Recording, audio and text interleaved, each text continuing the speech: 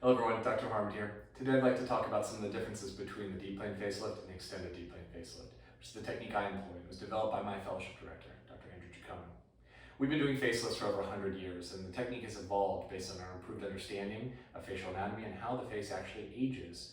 And while there are 4 broad categories of approaches to a facelift, and all of them are employed by surgeons today, even the older ones, and in fact most surgeons still employ those older techniques. I want to focus on 2 of the more recent advancements, and that is the deep plane facelift and extended deep plane facelift.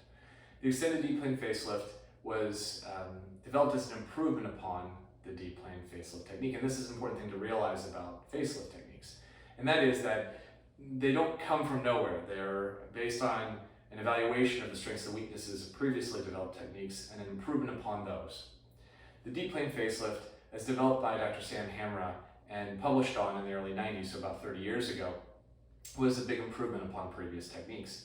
And what he did was realized that in order to get a natural appearing lift of the cheeks and the jowls, and to do it in a way that minimizes tension around the incisions around the ears, you needed to release 2 important tension points in the face, at the cheek and at the jawline. And in order to do that, you had to go below the cheek fat and the tight fascia called the SMAS layer, which is just strong tissue, and the muscle, which is called the platysma muscle, which extends from the jawline down into the neck.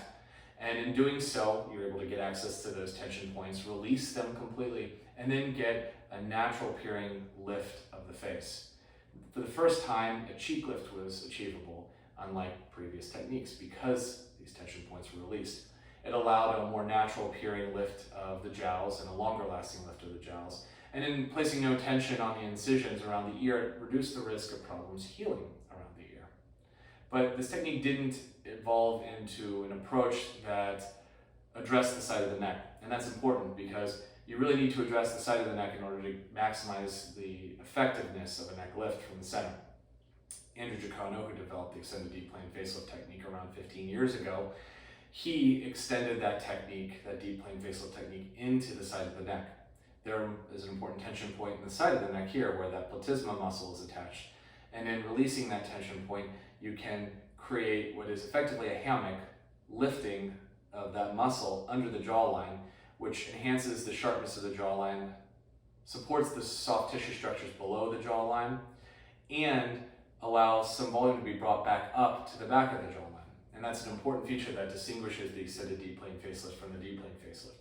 And that is that when the jawline looks aged, it looks shorter than it actually is. And that's partially due to jowls, but it's also due to what's called scalloping in the back of the jawline, which is a lack of definition or a loss of definition of the back of the jawline. It almost appears as if the jawline is blending in with the neck. And it occurs to a variable extent depending on the individual.